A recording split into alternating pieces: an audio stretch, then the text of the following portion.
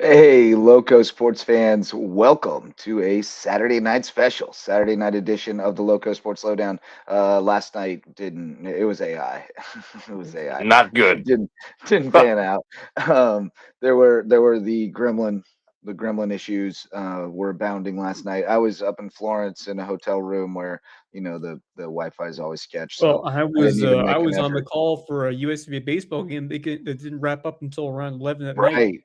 because of Yeah, it was a crazy, crazy night, which is Wild kind of night. why we needed to do a show tonight because it was also a crazy day today. Just it's that crossover period where there is a lot going on the sports front, and so we got a lot to talk about tonight. As I said, I just got back from Florence from state wrestling. You can tell we had to coach a few matches today. Our boy got to the through the blood round and got to the medal round. So we'll talk about that in a little bit, but great day up in Florence for the Loco, 9 state champs, and we'll get into more detail here momentarily. But also lots of basketball on tap last night and tonight. Big win for Bluffton boys tonight. We'll talk about that. Yes, Marcus, indeed. you were over there. I Big was day at there. USCB, baseball, softball. Yep. Basketball. It was homecoming. All kinds of stuff going on. Senior night. So we'll talk about all that stuff. So a lot to go around. But how y'all boys doing? I'm Rolling. no, not gonna lie, I'm kind of worn out and just getting just a little bit of rest after what has been a pretty busy week with crossover season full force and lots of USB baseball, softball, basketball, and as we speak, USC men's basketball with a big lead on Clayton State. They are looking to get closer to notching a top 4 seed, and I think if they win tonight, I'll have to check some of the other scores. But just looking at the other, I think Georgia College is right there. They have to. If I can find some other scores, I'll dig. We'll get into that later on. But Yeah. nonetheless, a great performance so far. The women got the win handily.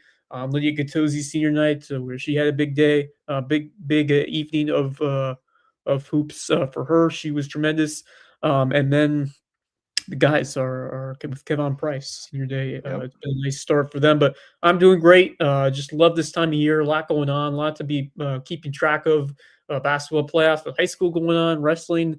We got some state champs to talk about, but I'm hanging in there. I'm doing great. I'm feeling good. I'm ready to talk about several different big time events that went on today, and just man. trying to get some sleep as well because it's been I Yeah. haven't got much of it because I've just been going Yes, and going. indeed. I Yeah. feel that. I feel your pain there. Marcus, how you holding up over there, buddy? Doing well. Actually had a few hours of kind of R&R this afternoon. We started our day with some church related stuff in Beaufort at the beautiful St. Peter's Catholic Church, and then was able to kind of chill for a little while. Got to listen to my Cleveland Guardians play Cincinnati, so that was nice. Yeah, And spring training. headed out Baseball on the radio. to Bluffton and saw another great game for the Bobcats, but more on that Yeah. later. Yeah, absolutely.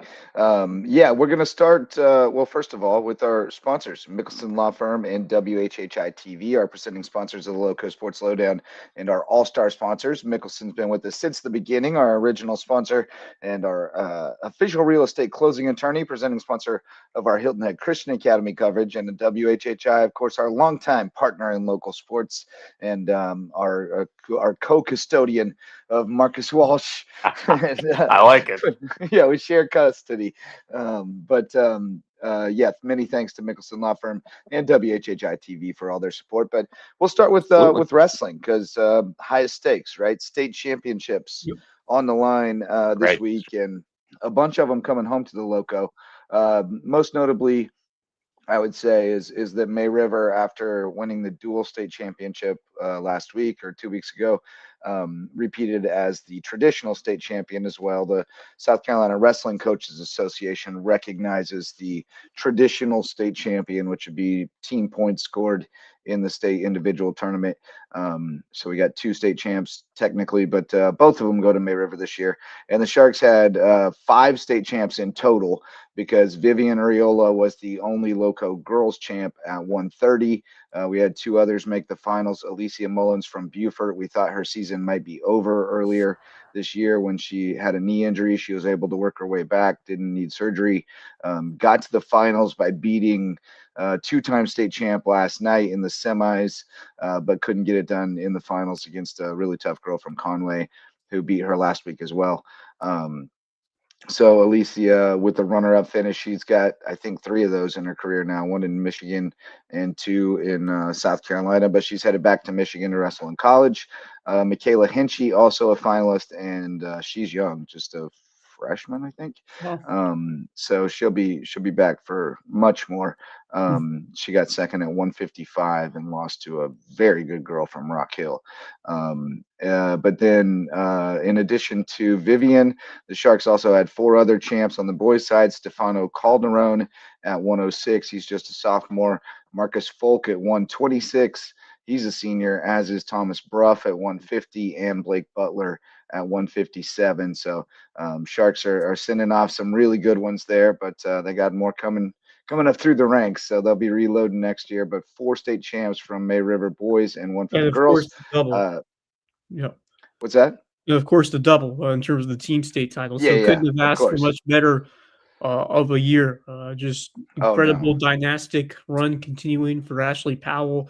Definitely as rest season has now come to a close, we'll definitely have to have him on next week or so to hear his thoughts on how the season has gone. But man, what a monster program that he has built here in the Lowcountry, Yeah. and all the congratulations to him and that group for putting wrestling not only in the map but becoming a power in 4A wrestling for sure. So No what a doubt. year for the Sharks, but also some other schools with some. Yeah, and May River also had 2 third-place guys, Bryce Butler and Ryan Seaman, and then in 4th place was Sean Zadroga McNulty, who was the guy Was who the clinched hero in the the dual state title. season. Yeah. Yep. But then some other champs from the Loco. Bryce Stevenson from Hilton Head got his 2nd title. Colton Freeman from Beaufort got his technically 2nd. He won a Skiza when he was in 8th grade. Then he was injured his freshman year. Last year he got 2nd. This year he's a champ. Battery Creek with 2 champs, Theo Johnson at 120 and Nate Najjar at 150. Theo's a great story. I saw our old friend Coach Rutherford, formerly of Battery Creek, now at Waccamaw, and he was over there, kind of coaching and cheering for Theo because he coached him last 2 years. And he told me that Theo, he's a junior now, as a freshman, Theo went 6-36, and 4 of the Wow. 6 were forfeits. He only won 2 actual matches. And then his sophomore year, he went 39-6 and made it to state. And this year, he went something in 4, a lot in 4, and won a state championship. Tremendous, so pretty tremendous. incredible. And Yeah, I actually it's- have some video here of Theo's celebration. Let me find it. It's pretty great. I did not, unfortunately, I cut my video off before it got to the really best part of his celebration, but still, Theo Johnson, after winning it at 120, he comes over here, spikes the headgear, he's fired up, gives the gets the handshake. hand raised, and then he's gonna go to coach. Oh, I didn't get him going to coach. Oh, I had him at coach at the very start right here. But unfortunately, what I didn't get was at the end. After that, he came over to coach and he gave coach a big hug, and then he lateral dropped him onto the mat. That's Threw fantastic. him feet in the air Oh, man, onto hilarious. the mat. It was Yeah. awesome. Wow. I don't know if Nate also did that. Coach Mitch was probably ready for it if he tried it. But those are your 9 state champs: Calderon, Folk, Bruff, Butler, Stevenson, Freeman, Johnson, Najjar, and Uriola, all state champs. The other runners up from Bluffton, Andrew Lawson and Abraham Brown, both made it to the finals. Lawson just a freshman, so he's got a bright future ahead. And then some other placers. Bluffton finished third in the team standings in 4A. Despite not having the champ, because the two runners up and then Christian Vargas and Oscar Roman took third, and PJ Ventrone took fourth. Hilton Head also had Cole Sowers come through and get third at 138. He's a two-time placer now as a sophomore. I think Buford, just had the one. Just Freeman was able to place, and then Colleton County, Jordan LaPresta was able to pick up fourth place. Battery Creek had a good showing. They finished ninth overall, excuse me, in 3A. Mentioned the two champs. They were the only guys who placed for them. And then Bridges Prep in 2A, 1A, they ended up in 16th. Kevin Summers got fourth place. Whale Branch ended up in 18th with Javari Bartley taking fourth place, and Hardyville ended up in 22nd with David Talaferro taking fourth place, our freshman 113 pounder. It's just our second year as a program, so our first round of wins in the state tournament came this week, and David was able to grind his way out and get fourth place. Lost a tough match for third, but here we go. Here's David. Last few seconds, me and Coach Gearhart screaming at him. He's able to get this guy beat him in the first round yesterday. Tough match. David had to come all the way back. He had to win his first two. He had to win one yesterday and then his first two today to get another shot at this guy from Pelion. And he was able to win the rematch in an absolute dogfight in the blood round that got him into the third place round, and he was able to take fourth. So, awesome day. Great camaraderie with all of our awesome 2 days. It felt like a week with our, a lot of camaraderie with our wrestling friends from around the Loco and around the state, and always great to see all those people and some of our old friends, like Coach Rutherford. And I got to see Ryan Day today, a Loco legend back at Thomas Hayward. Marcus, you recall that name, Ryan Day? Did he come before your time?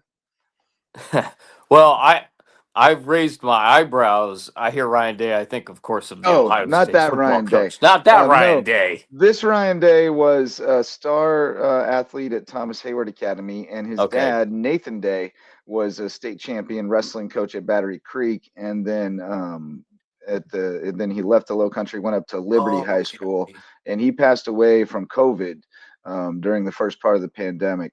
And but his family has established the Nate Day Scholarship that they award to a senior from South Carolina, a wrestler, every year. And so Ryan was there along with his mom, Kim, to present that. And I hadn't seen Ryan in years since I covered him as a high school football player.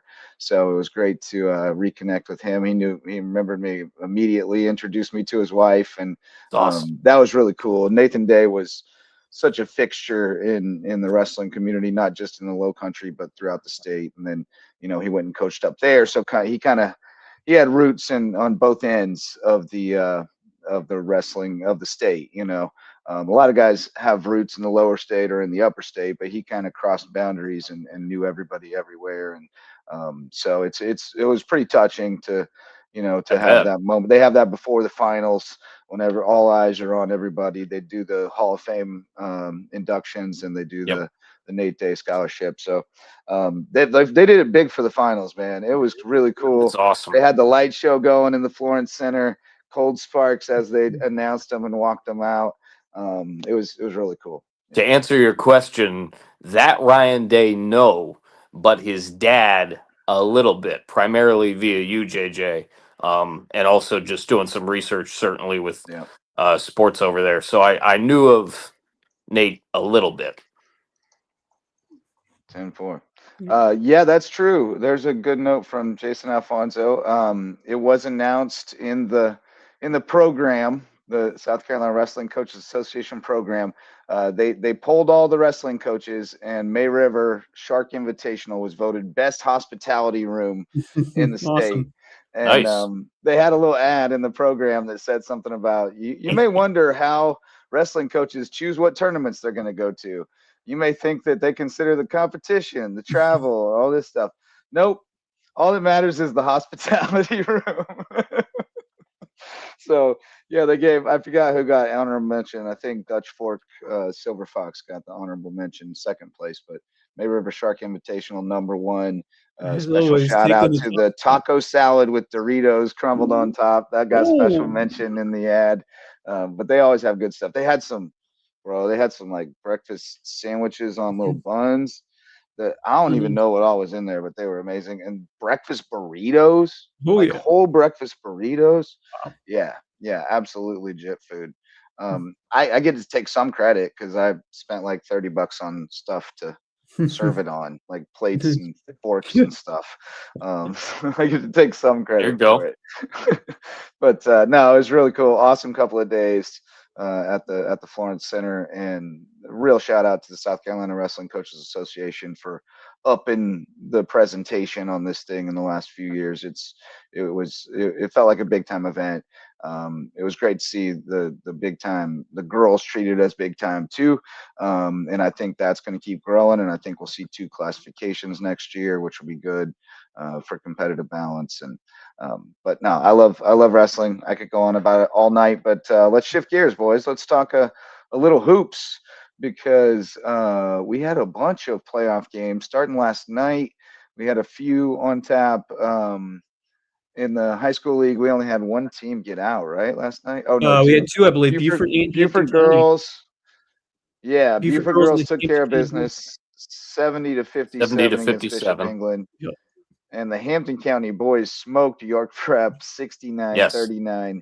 Really So impressive. Hampton Sure County did. staying alive. Battery Creek bowed out.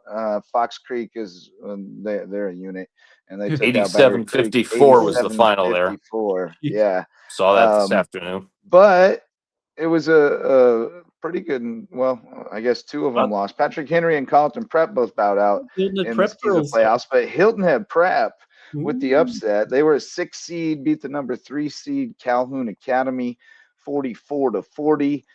So they play, I believe it's who I is it? couldn't I find the got it here. girls' bracket Monday anywhere. play. I looked on the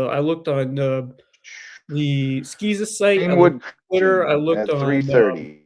I looked on the Skiza site. I looked on I Twitter. I looked found on the Facebook. schedule Couldn't for find the Monday. bracket They anywhere. finally put it out. Couldn't find the bracket anywhere.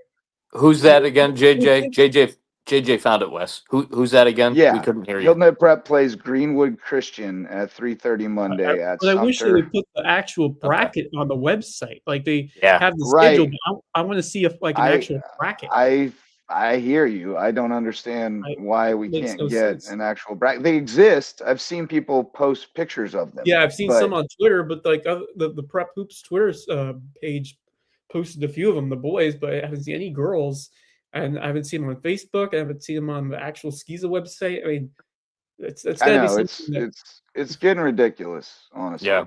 Like I don't understand why we can't just post the brackets. I'll say this real quick about Hilton Head Prep. Good on them for getting that win. I tell Heck you what, yeah. I saw them for 2.5 quarters on Tuesday, and I wasn't exactly sure of their schedule going into that matchup with Palmetto Christian, but it took them about 3 quarters to really get it going because they ended up scoring a bunch after I left. Maybe it was me. It was a tough one on Tuesday night when I saw them, unfortunately. So good on them. And we talk about it all the time, just about all of these teams having some rough nights, but they're new able to coaching staff. get up and get after it in their next games. But I'm Johnny really Campbell's doing a great job for sure. by what Kate Pagan has done. Oh yeah, and then Sophie Moe, someone who has been underrated, but she has been tremendous as she's well. been great in the glass. She's been very much a contributor to that team. She's been cleaning it up. Yeah, really impressed by the rise of the Hilton Head Prep girls team, and to get a win like that, especially over a you're in a difficult 3A bracket, 44-40 pulling off the upset in a way, and that's fantastic to be able to play one more game, and you never know what can happen if you're able to continue to hit that higher gear out there. I'm impressed by the way they've turned on these last couple of games and Right. taking it turning into the playoffs and getting a nice playoff win. So congratulations to the Lady Dolphins. That's a program that I think is on the right trajectory. That's For sure. exciting to see. Yeah, no doubt. And I mean, Absolutely. there's opportunity there, like with Hilton Head Christian down right now. Yep. There's an opportunity for Prep to kind of make a move in girls basketball and kind of get on the come up. So we'll see what transpires. But that is Greenwood. I don't know how good Greenwood is. That might be semi-winnable game. We shall see. But other teams from the Loco in action on Monday. JP2 girls at 8 o'clock in the Wilson Hall A gym against Hammond, and then the JP2 boys against Heathwood at 6:30 in the Wilson Hall B gym, which I'm told the B gym is quite nicer than many main gyms. But still Wow. weird to me that we're playing playoff games and 3:30 in the afternoon Yeah. at places and auxiliary gyms at 6:30 in the evening. I don't know. Yeah. And we Something's don't have brackets. Brackets would be cool. So yeah, that I guess that's what's happening with Skiza. Who won today in the I have I have Skiza? most of the scores. We're missing a few, but Oh yeah. today's Giza action, Hilton Head Christian Academy.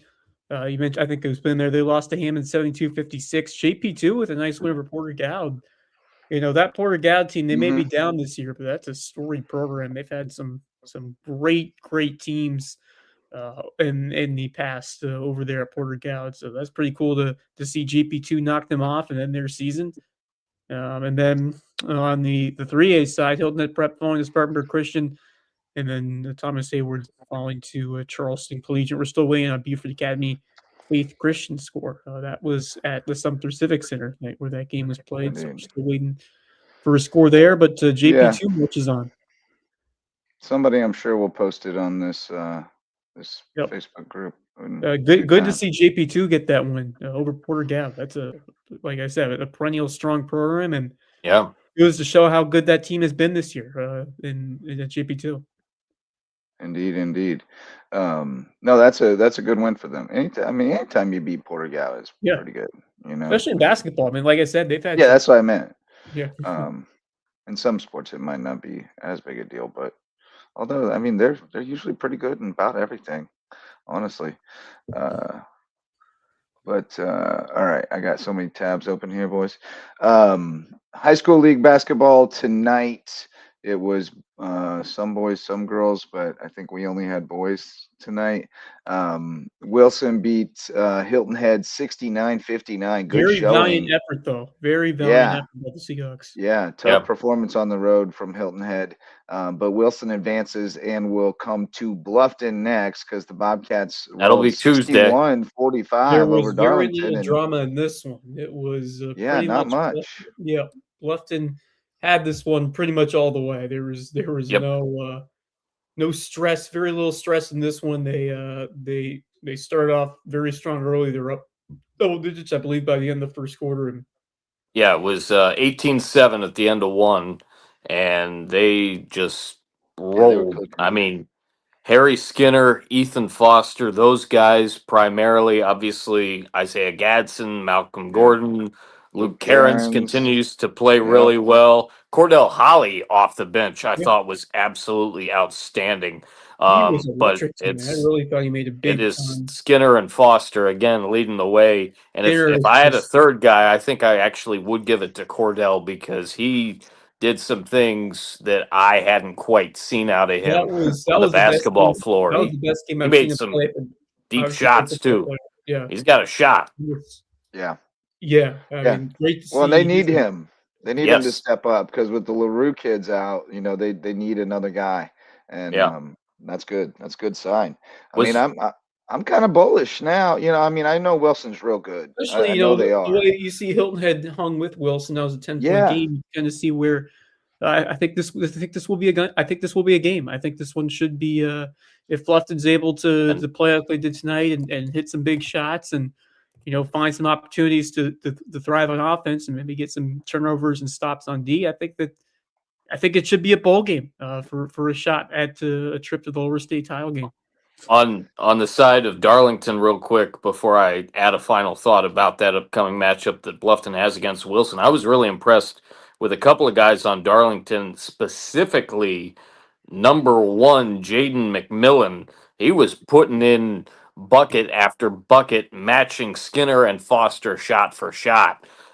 He played a really well played game, leading his team as far as they could go, but just too much Bluffton as we talk about, game in and game out. They definitely have a bunch of guys that can do a bunch of things, and they're coached up hard, obviously, certainly by Bradley Gabriel and company. But remember this two guys who Bluffton lost to last year. It was Wilson at Sure home. was. So the teams may look different this year. We talk about Bluffton definitely looking a little bit different because of the roster going back to the Bluffton Classic. Things have changed. They changed a little bit early, but they've been riding the same guys, ever since the end of December into January.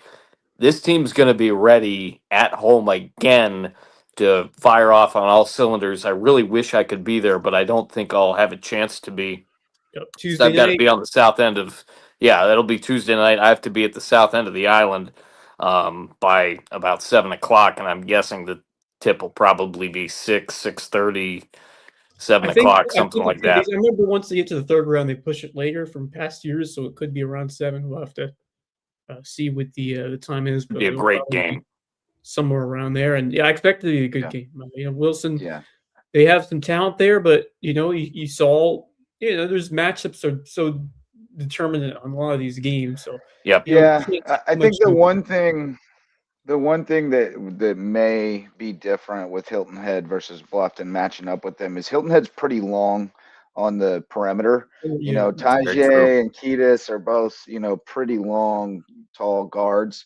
And so they maybe were able to match up a little bit better on the perimeter than Bluffton might, but that would be a negative view of things. You bring up a good point with that, though, JJ, because Darlington was a little bit longer than I expected them to be matching up with Bluffton, and Bluffton just played much more physical than they did, and they manhandled them. So that may be a feather in Bluffton's cap, possibly against Wilson, again, being that it's a home game based off what happened roughly a year ago. Should be a good one. Going to be very interesting. Should be worth the price of admission, regardless. No doubt. Come on out, folks. See some really good ball players. I'm looking forward to heading over there on amazing environment. And I was talking certainly with the folks after the game, and I said, chances are, I said, I wish I could be there. I don't think I'll be able to make it, but I have a feeling Wes will pop in. Depends on how long USCB Erskine goes on Tuesday, because midweek baseball games can routinely take more than 3.5 hours. That's true. Night, so hopefully, I told Todd one of us will be there. It likely won't be me, but somebody will be there on Tuesday. Yeah, somebody's bound to be there for sure. And I'm sure Fish will be out there, and everybody in the local hoops community. Pretty much. They're one of the only teams left. You get to see other teams, other basketball fans, other schools will rally around who's left, and that's the last home team left like this. Well, and I know a lot of the Bluffton girls fans, went and cheered on Amira Brown and Beaufort last night or Friday night when they took out Bishop England. It's awesome. That was just last night. That was last night. Yeah. That feels like 3 days ago, bro. So Beaufort now gets, we expected them to win these first two. Now they go to South Florence, which will be a really good test. And, I think obviously if you win this one, you're in the lower state finals, and that makes you, by definition, a state championship contender. You're in the Final Four. So they're right there, man. They're quality squad. Jania Hayward continues to just dominate. She was named Region Player of the Year. She had, I think, close to 30 last night. That's what you were saying. Beaufort's looking good. They are a dynamite team. I'm excited to see how they do in their next game. That's a always a talented South Florence squad that they'll have to go up against. But I think this Buford team could be different, especially by the way they've been blowing out opponents. I mean, they just have a lot more talent and just more consistency that we have compared to what we have seen even in like when Leah Warren was there. A couple of other these Buford teams. I'm just entirely impressed of what Reggie Jones has done for that Buford Eagles side. It's just I never got around to going out there. I wasn't gonna go out there on Friday, but I had USCB. So we'll see. Maybe they can take it all the way, and I'll be able to see them then. So we'll have to. There you go. And we got a question from Teddy Sessions. What do y'all think about Carver's Bay? Well, Carver's Bay took care of Hardyville tonight, 70-31. Carver's Bay is quite good, and I think. Let's see. I think they got their next one without any trouble, but then they'll probably run into Bowman, and I think Carver's Bay Bowman is a really good matchup. So that's what I think about Carver's Bay. Carver's Bay good at everything, man. They're tough. Solid football program as well. Yeah, they make good athletes over there at Carver's Bay. They play hard, everything. But yeah, they took out Hardyville tonight. Good run for Hardyville boys. I think Coach Toomer did a tremendous job in his first year with that program, and sky's the limit. I mean, he's done it before with boys and girls at Ridgeland, and he's proven he's a Morehouse man. He's teaching them the right things, and that lead you to success in whatever you do, not just basketball. And he'll get them going. We got some 8th graders coming up that are going to be something. Like, I'm telling you, there's some 8th graders. Fish was out at the game the other night, and I was pointing out kids, and he goes, "He's in 8th grade. He's in 8th grade. He's in 8th grade. Oh my god!" And I was like, "Yeah. It's a pretty special group of kids. So, yeah, look out for Coach Biff and Coach Toomer in DeVille, and look out for track this spring for sure. We should have a good track squad. So, all right, hoops. High school hoops. Let's talk some USCB. The guys are up 20 with 7:08 left, so it looks like they are going to cruise through this one. The women with a dominant performance earlier tonight. Lydia Gattosi was on fire on senior night. She had 25. They were just having the times of their lives out there. Like they were just grinning and smiling and running up and down the floor. Just culmination of what we've seen through the last 3 years of that program and how far that group has come. And shout out to some of my friends out there on the broadcast, one of my student or one of the workers there who I've gotten to know because I've worked with baseball and softball, and doing a good job over there. But Trip Trip's killing the game. Trip is awesome. Tremendous. A great guy, and I've really enjoyed working with him. A couple different areas, especially in baseball and softball. So, he's done a great job over there on the call, and I'm very excited to just see how far this women's team can take this thing this year, because I think they have a great mix of talents, and Lydia Gattosi is really that heart and soul player, and you see that in a number of different ways. Unselfish player, but when they need to score and when she's willing to score, she is a tremendous scorer, especially close to the hoop.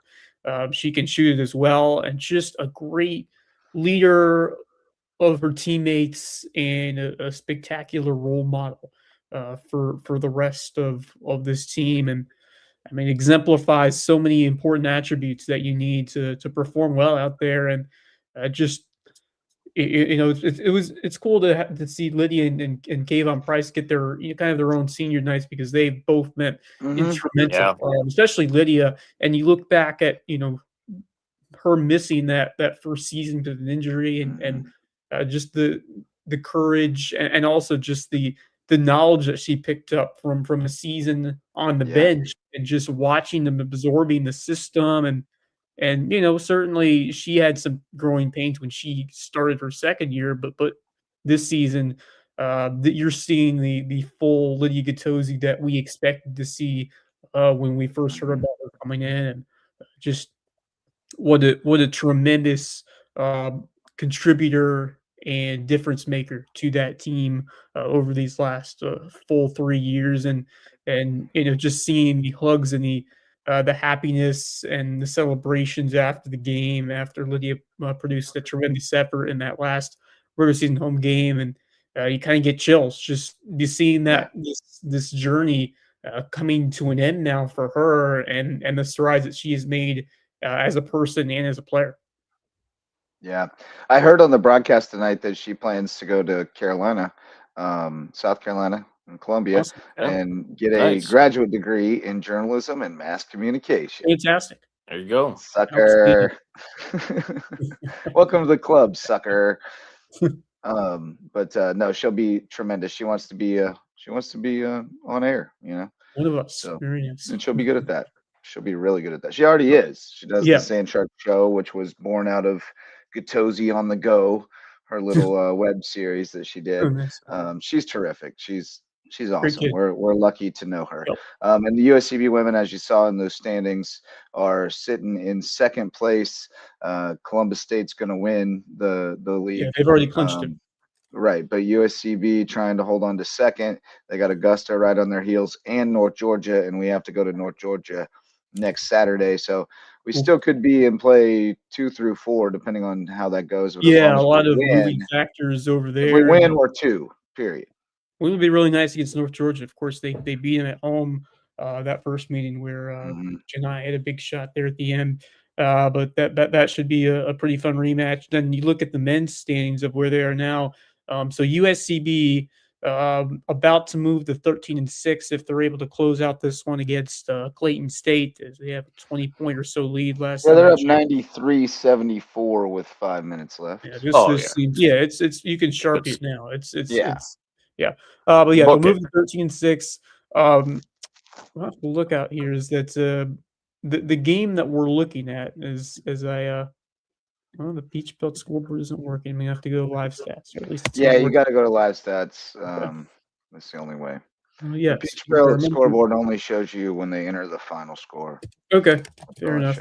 But the game I'm really looking at here as I head over to some of the other teams in this Peach Belt. USCB right now sitting in this. So the USCB is 12-6. The team I'm really looking at right now is Georgia College because they won today. They did win. Okay. Yeah. They beat Georgia Southwestern. That's a big win for them. So they still have 2 games left. They have Lander and Flagler. Yeah, of course, Clayton State is in the Peach Belt, Javon. But Peach Belt does not sponsor football, so they play football in. So Georgia College is 11-7. If the Sand Sharks win here, Georgia College would have to win their last 2 to match USCB's record of 13-7. Right. So they still have. So if USCB wins today, which they will, Georgia College will have to beat Lander and Flagler, both on the road, and have USCB lose. Yes, and USCB has to lose to North Georgia. If any of those things don't happen, the Sand Sharks. That's the only way they don't host. Yeah, so it's definitely it's pretty high probability, very high probability that both Sand Shark teams will be playing at home on Wednesday, March the 4th. March 4th. Yep, looking good for that. And still in play to go as high as number 2, I guess, theoretically. Yes, so let's see, 12-6. Columbus State 13-5. North Georgia, obviously North Georgia. If they can beat North Georgia, they'll get at least 3rd in the conference. Because we could get to 14 wins still. We could get to 14. So yes, we could theoretically still finish 2nd. Everything else rolls out correctly. Columbus State, they still have Georgia and Georgia Southwestern. So we'll see what happens. Still possible, but most likely Georgia Southwestern's no joke. Yeah, Georgia Southwestern's long. I'd say most likely they'll finish 3rd or 4th. Which anytime you can finish top 4 in this conference, pretty big accomplishment to be able to get that first game. And remember the energy last year. Expect it to be packed and energetic again. Especially it was. We're most likely going to get both at home. We only had the guys last year, and now we get the girls and the guys. Now we get the opening act. Feeling it's going to be bananas in there. Absolutely should be. I was going to look at what the heck. The last stats are a little behind. I was going to see who had all the points tonight. I know Paladuga was on fire Yeah. earlier in the first His half. He friend was Trip cooking. Richards alongside Jeremy Orr on Yeah, exactly. the Sand Shark Gaming Network. They're doing a terrific job. They are. As expected. Game day staff as a whole, tremendous work. Everyone behind the scenes has done an outstanding job during basketball season, and it's been awesome to see everyone's contributions to making these broadcasts such a success. Yeah. Yes, Live indeed. stats are behind. They're a good bit behind, but it's 95-78 with 3:24 left to go in that they would one. get a chance of hitting triple digits again here tonight, just like they did a couple Yeah, games. I mean they should, unless they just take the air out of it. Very well could, but regardless, they're going to get another win tonight and cap off, or at least cap off the home schedule. What has been a tremendous year. They'll move to 13-6 in conference play, 19-8 overall. They'll have a chance to get to 20 wins in the regular season if they can beat North Georgia at North Georgia on next Saturday, which should be fun. Yeah, Absolutely. That'll be tough. Tough place to play up there. Good teams always, but a lot on the line on Saturday for USCB. Final regular season game of the season coming on Saturday, and then it sounds like we'll be at home on March the 4th for a couple. All right, so tomorrow we got some stuff out at the ball yard, right? Baseball and softball for USCB, and they were in action today. Yeah, and tough yesterday one there for the Sand Sharks on the baseball side. They the going back to the one on Friday, you kind of feel for Joe Turner, who was great for 2 innings, and then the rain came and he had to finish his night because of the rain delay, which is always tough because you have a pitcher that's going through the first couple of innings, and then you got to take him out because of the rain. That's always always tough to see, and then that kind of lost momentum right there for USCB. And then today I thought Ian battled. I thought Ian Barnes pitched very well. The problem is the offense just couldn't come through at the big moments. I believe it was the I believe the fourth inning. Yes, the fourth inning where the Sand Sharks load them up with no outs, pop up strikeout and a line out, and they don't score. And that's probably the ball game right there. If you're able to put up a couple of runs, it's a completely different game, and you come up empty. So that's tough to see. And then just give some credit to Augusta's pitcher today, Jatko, who went the distance, a complete game, 9 innings, 1 earned run, 8 strikeouts. So that's doing the thing. Yeah, like he was the thorn in the Saint Sharks offensive side today, and terrific showing for Jatko. We'll see if they can pick up that elusive first conference win tomorrow. 1 o'clock first pitch on a Sunday series, home series finale. We're starting to see some positive signs from the offense. Just today, it kind of plagued them at the inopportune time, especially in that fourth inning after they load the bases. But Luke Doty's been swinging it well. Had an extra base hit, had a double, drove and a run. But you just need to see more consistency from the guys that you need to produce. Give credit to Augusta, and they've got some players who can swing the bat. They hit 2 home runs today, one of them to the deepest part of the ballpark. So, yeah, this Augusta team's good. Most of this conference is very good, and wins are tough to come by. There's some talented teams around here, and in Peach Belt baseball, you've seen it the last couple of years now in this conference, but it's a grind, and there are no easy ones, except obviously Claflin is a level below most of other teams. Yeah. But other than that, other than them, it is right. challenge. Everybody's pretty good, and there's not many easy ones. You try to just steal one every series, and maybe every now and then steal a series. You need kind of feel like you need this one badly tomorrow. You don't want to start 0-6, especially having to go back on the road. You got to find a way to get one tomorrow. Just in my opinion. Yeah, I agree. I don't know I the answer concur as to well. how you For get sure. one of those, but you definitely need one. Just gotta put all And the then, eggs in in your basket. If you get a good lead, or if you're able to jump ahead, you put all the chips on the table and try to win this yeah, game. Yeah, as much as yeah. you can. But good day for softball, right? Yes, USCB softball got a win. Max Araj, our good friend, was on the call. Internet's running a little slow tonight, but I'm trying to pull up the stats over Yeah, it there. But looks like well, I don't see the scores for the Johnson C. Smith game, but we beat Virginia well, Union this was 5-0. it was 5-0. I saw. four. Yeah, I believe 5-0 was correct. But Yeah. yeah, we have 14 tournaments, so you got three other teams coming in for the weekend. So it's kind of like a double round, or we're supposed to be a double round robin where each team plays each other twice, but we had some games postponed or wiped out Gotcha. with weather yesterday. So obviously not going to be able to get everything in. But Oh, what Madison we did Murphy was get, dealing today. Murphy was dealing, and then the other stud that I will tell you about once I load the box score. Oh, But my Caitlin wife, Boyette. yep, my Wi-Fi is. Come on, this Wi-Fi has just been gremlining me Well, today. I got it in front of me if you want me to help you. Yeah, Caitlin Boyette was 4 for 4 yes, with a she was. double, a She was. run, and 2 RBIs. Wow. What a For performance. today. Yep. Maybe I'm And bad she luck. had a stolen base. Maybe I'm bad luck because the two games I called they lost. So maybe I should stick to baseball, although they're losing too. Yeah. Oh man. Yeah. Well, I mean, if you're bad luck, we don't want you Yeah. anywhere. Yesterday, it was Catherine Conway who had the big day out of the leadoff spot. She went 4 for 4 with a run and 2 RBIs, and Chloe Turner hit a home run, had 3 ribbies.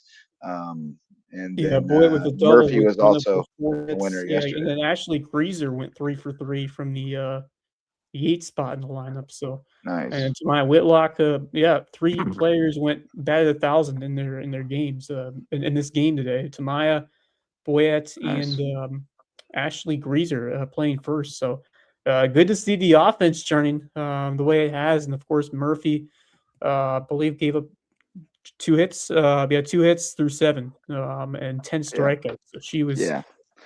dealing. Walked 5. She was effectively Obviously, wild. yes. I mean, Virginia Union 0-5, so certainly they'll see better competition down the road. But right now, it's USCB sitting at 8-4 and looking to close out strong tomorrow. Let's check and see who they play. But one of Looks these. like they play Virginia Union again tomorrow. Okay, they play third Virginia. I time. believe Pembroke, the I, team they I played saw first. that. Yeah. Pembroke Oh yeah, and second time Virginia they played. Union tomorrow. So, Okay. yep, I'll do it. Only For, one of them's on the schedule. Yep. Then they got a busy week. Tuesday they got a doubleheader at Newberry. Wednesday they got a doubleheader at home against Coker. And then that's it, I guess, until next Tuesday. Yep. But they're staying busy. Yeah, I mean, the thing about softball is they don't start conference till March, whereas baseball is already Right. deep into it. They already played 5 conference games, so Yeah, kind of a March different 7th they will Yep. host Columbus State March 7th and 8th Yep. for the first conference games, and then they'll have Lander the following weekend. So I prefer their schedule, the way they ramp I'm up not sure. conference play. Yeah, I guess I'd rather not you jump have right you have in. the double headers and the stuff. It's just a different look of the schedule in softball compared to baseball and how they work those schedules. So Any idea why that is? That does seem a little bit odd. yeah, I'm not entirely sure why that's the case. Yeah, But, I don't know if it's sheerly the number I of was saying teams. they're just playing Virginia Union tomorrow at 11, so I'm not even sure if they'll That's all play it says on the schedule. Pembroke again. So it looks like they'll just have that one game. They're supposed to play 6. They may just get 3 in with you're trying to get as many. Had a as lot of possible. rain. Had a lot of rain, but the best thing is you're right back at it on Tuesday and then Wednesday as well, and then you'll get a week off before your next game. So lots more softball to come, lots more baseball to come. I think baseball, as I said, they're home on Tuesday against Erskine for a midweek game. So they there have been some positive signs for baseball. I think the offense is better than they were a year ago. And I'm excited to see what Joe Turner and I feel bad that Turner didn't really able to have that chance to complete a start on Friday. I think if he stayed in, I mean, who knows what that game would have been like if he was continuing to pitch as well as he had. And then, just couldn't get the opportunistic offense going today. So we'll see if they can get it done tomorrow, and that would be a big time momentum boost if they can get that first conference win and then build momentum from there in this first season for Brian Lewis.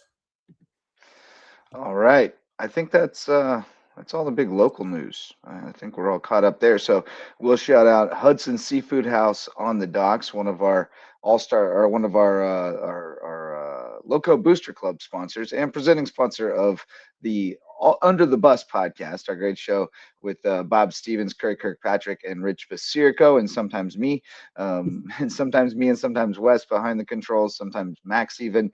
But it's always a good time. The boys were on Thursday night. You can go check that out on the Loco Media YouTube channel, Under the Bus, presented by Hudson's Seafood House on the Docks, which is a great place for seafood, sunsets, and cocktails on Hilton Head Island, right on Skull Creek. Just a beautiful place to watch the sun go down, or come up for that matter. We also got Twinge and Twombly, our personal injury friends from Beaufort. If you need a personal injury attorney who has a rare name but provides remarkable service, call on Twinge and Twombly up in Beaufort. Great name. We've also got HHI Windows and Doors. Coach Barron from Hilton Head Prep has hung up his whistle, and he's focused on a new kind of screens, improving your view of the Loco at HHI Windows and Doors. Big shout out to Reverence Wrestling Club, our official wrestling sponsor and presenting sponsor of the Loco Grind. I know that Blake was stalking around up at the Florence Center watching wrestling all weekend and supporting the Loco kids, and especially the kids who train at his club. So shout out to Reverence Wrestling Club, and you guys, if you didn't get to the top of the podium, get to Reverence at least a couple times a month in the off season. This is when the off season grind begins. Maybe next year. You put in the Don't work. let that hunger subside. Yeah, you put in the work during the summer, and then into the fall, and then once winter comes, you're energetic. You're ready to get back to it and move from there. So, we have a final from USC 105, Clayton State 82. Big time. That'll do, Pig. Sand Sharks roll. For sure, that'll do, Pig. Just saw a high five between Tripp and J.O., so good night for the Sand Sharks. 2 scoops on senior night.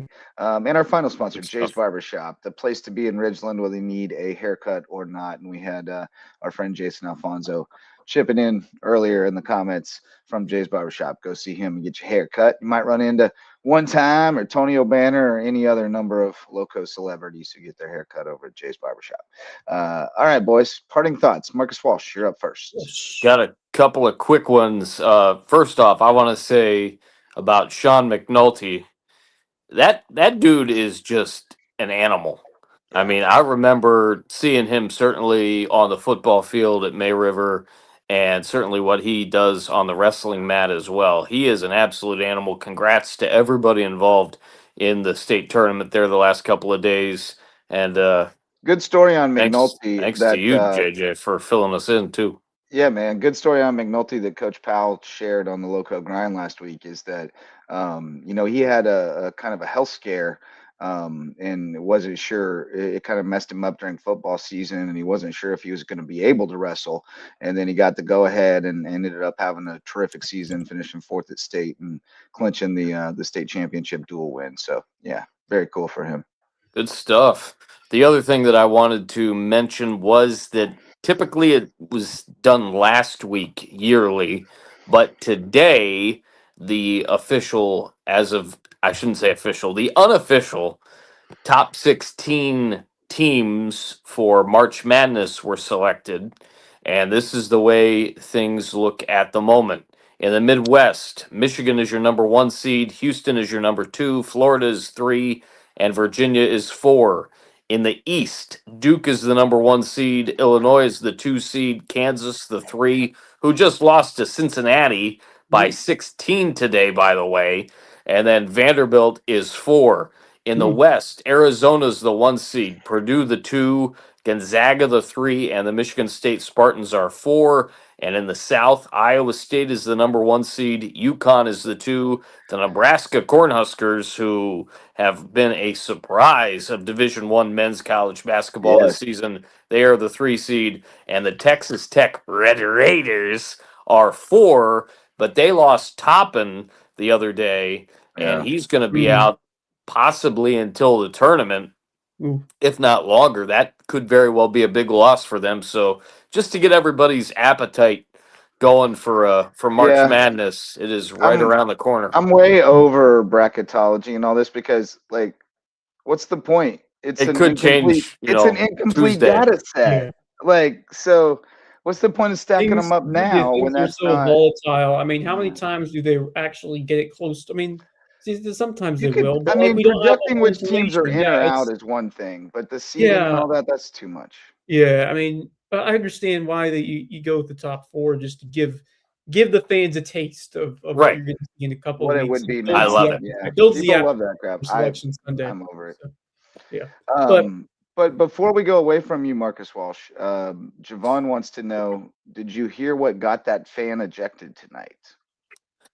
I heard possibly a couple of things. There was a fan, I think it was the 4th quarter, that was escorted out of the Darlington Bluffton game. I was actually right behind kind of the scores table where there was enough seating, was actually closer to the Darlington bench, and right across the way I saw that fan getting thrown out. I'm not sure exactly what it was, but I think it was either, possibly alcohol or some sort of Well, Javon definitely paraphernalia, heard it. So whatever. Okay. We'll have to get the scoop off air, I guess. About, sure. Well, Max coming in very late, right at the end. Max sliding in the back door just in time for parting thoughts. What's up, buddy? Yeah.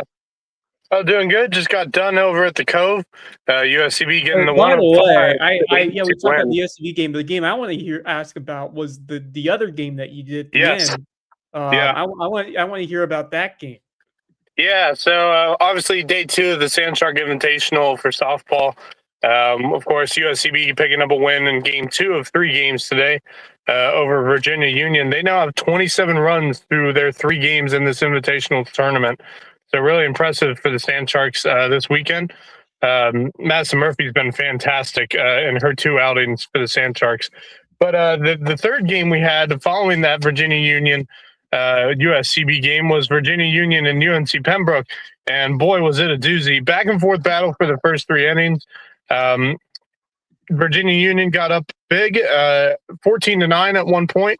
And then going into the 7th, it was a 14-9 ball game, and UNC Pembroke came all the way back to walk it off in the 7th for a 15-14 win. Wow. By the way, if Virginia Union would have held on, that would have been their first win on the season. So that is a tough way to lose the ball game and lose your chance of your first win if you're Virginia Union. But they'll have a chance tomorrow as they play tomorrow morning, I believe, against USCB for a second time. So, yeah, just a really fun watching game. Of course, most of the production crew had left and gone on to the Cove to get ready for senior night, which was a fantastic atmosphere tonight over in the Cove. Lydia Gattosi, what a night for her on senior night. I believe she had 28 points, something 25. Like that. And then the boys' game was a dunk fest. And if you watch it back, you'll see. Yeah. I don't know how many dunks they had, but they had a lot. It was right Dunk out City. of the gate, like 4 or 5 right out of the gate. Yeah, Dunk City in the Cove tonight. I heard. I was watching the broadcast, and huge alley-oop by Dominic Easton. Trip Richards was almost broke my earbuds by how loud he was screaming at one of I think. Dude, he was. It was a great atmosphere in there tonight. And then he gave a warning. Yeah. Yeah, a couple big time dunks from Dominic Eason, a massive alley-oop by Dominic Eason. Kev Price getting a dunk on his senior night, which was always fun to watch. And of course, Kev Price, of course, on senior night. What a moment for him. what a career he's had at USCB over the last few years. It's been really fun to watch. But yeah, a great night over at the Cove. And then I guess my other parting thought is I did see this earlier this week. Obviously, college baseball has just started. Mhm. I'm sure maybe some of you fellas may have seen it. High Point had a baseball game earlier this week. And I don't know if you saw the score. I don't remember exactly who they were playing, but it was on their official account, so I know it was official. They won a college baseball game. You ready? Getting gremlins here. 51-2. What? What? Yeah, 51-2. That doesn't need to How? happen. It What? doesn't need to happen, but it That's did. insane. Am I the one who Yeah. is not getting a signal, or is Max? Yeah, you must be. We can hear you. We can hear you Okay. loud and clear, Wes. Okay. Max and Marcus's signals both Yeah, went we out at the hear same you. time. No, we hear you. We It's got you. you, Wes. Yeah, It's we got you. It's you. It's Hi. you. You're the problem. It's you. Yep, it's him, and he's gone. But yeah, I did see that earlier this week. So Oh, obviously, it was their club team. was it their club team? I thought it was their I Yeah. thought it was their main team. I thought it was on their No. main channel. It was their club team. But still, that's kind of Okay, unnecessary anyway. Still Um, unnecessary. But nonetheless, I Very. did see that score. And of course, college baseball's in full swing. So I just thought that was High Point's team. But yeah, I guess it was their club team. Still unnecessary. Anyway, No kidding. that's yeah, that's it for me. terrible. That Obviously, shouldn't happen. Yeah. yeah, Horrible. it happened. Obviously, Marcus mentioned the massive upset of Cincinnati beating Kansas today. I saw that before, and I was like, it wasn't even close either. Like, that was just a terrible performance by Kansas. And as a Mizzou fan and Justin Jarrett, I'm sure he is loving every bit of it. Ian Eagle, Poor Eagle, and Bill Raftery had to call that game on CBS. Oh God! And Yeah. to do the best Bill Raftery impression that I can do right now, Cincinnati sure had some onions. Yeah, Onions. right. Exactly. Onions. All right. Well, that's Send it in, Jerome. unfortunately, my phone's about to die. So those are going to be my parting thoughts. Thought I'd chime in after the USCB games. A lot of action tomorrow. Game 3 for USCB baseball against Augusta. Yeah. Tough loss for them today. Ian Barnes pitched really well. Just the bullpen didn't help out today. And honestly, I think USCB may have had a win in the bag last night had it not been for a weather delay, because Joe Turner was pitching absolutely fantastic. Joe. That was a bummer. So they'll come in tomorrow. They're 0-5 in conference play now, so trying to get their first conference win of the season. They'll try to do it tomorrow afternoon at 1:00. Of course, I assume, Wes Kerr, you will be on the call for that. Yes, I will. And then, of course, we have softball. I believe we have 3 more games of softball tomorrow at 11, at 1, and 3, I believe. So a crazy day over at Richard Gray Sports Complex tomorrow. And then get ready for the start of next week. Of course, more high school basketball playoffs. Yeah, more high school basketball playoffs, of course. Yep. Bluffton going to be hosting Wilson this next week. And by the way, I had mentioned in the group chat, I have a lot of high hopes for the Bluffton team. And the reason is I saw that score of the Hilton Head Wilson game, and I just said, man, if Hilton Head can fight with Wilson and make it a somewhat of a ball game, I have a little bit of hope for Wilson in that game. So those are my thoughts. Thought I'd share them with you guys and get out of here so I can get home, and I'll see you guys probably on Monday or Tuesday night. All right, safe travels, buddy. Be well. All right, see you guys. All right, Wes, let's see if we can keep you logged in long enough to. Well, I think the problem is I tried twice. I was sharing a screen because I was going to show something, and both times, so I'll have to just tell you what happened. But I'm not sure if this was Max's parting thought. He mentioned something about college baseball, but I don't know if this was it. But he was talking about High Point University's club baseball team beating North Carolina Central 51-2. Oh wow, that is crazy! But that's actually different than what I actually have a different parting thought regarding college baseball. It actually happened the opening weekend last weekend, but I just never came around to talking about it. But an unbelievable performance from Baylor's Tice Armstrong, who hit not Yeah. just one, not just two, but 3 Grand Slams in a What? single game. 3 Woof. Grand Slams in Yeah. one game 2 in against an New inning, Mexico right? State. I'm not sure if how many were if there were any in one same inning, but yeah. Wow. And actually, the crazy thing is, it wasn't the first time it happened in college baseball. There was I'm trying to find the, but I heard, yeah, he was the second college player ever with 3 grand slams in a game. It's pretty crazy. It's pretty crazy that Wow. it wasn't the first. Right. Yep. Yeah, that's the Oh, craziest okay, part. Louisville's Jim LaFountain in 1976 against Western Whoa. Kentucky was the only other time a player hit 3 Wow. grand slams in one game. So, How about that? I remember How Josh about that? Naylor hit 2 against the Chicago White Sox in, I want to say it was 2024. Just, I know that's obviously major leagues, but 3 in a game. Yeah, that's Wow. crazy. And then, 2 in an inning, right? Weren't 2 of them in the same inning? I thought I heard that. I No. could be wrong. I on have that another same note. Yeah, go ahead. another parting thought. Once again, if it actually, my internet has been just Yeah, we get it. completely in and out today. I don't know why, but I'm trying to pull up another piece of news that I just saw. I can pull it up. Yes. One of the greatest heroes in World Series history passed away. Bill Mazeroski, who hit the Oh, walk-off man. home run in Game 7 Yes. in 1960 for the Pittsburgh Pirates, Yeah. just passed away from what I've learned. Someone in the folklore of baseball history forever. I mean, that's what everybody wants to do, Yeah. hit a home run in Game 7 of the World Series. Yeah. And Maz. yeah, Maz, the hero for the Pittsburgh Pirates back in 1960, has unfortunately passed away. R.I.P. Maz. Yes, indeed. Pirates haven't done anything since. It's been a No. long time. Yeah. They're going to be good this year, I think, Yeah. but unless they trade everybody at the deadline. They still have They to worry might. about your Cubs. They do. They do. And we Bunch got of other Alex teams. Bregman in tow now. So kind of piggybacking off the 51-2 thing and the 3 grand slams. Oklahoma softball. I don't know if you guys saw this the other day, but they played UTEP at UTEP. They went out to, which is an incredible setting. It's in the mountains in El Paso. It looks really cool.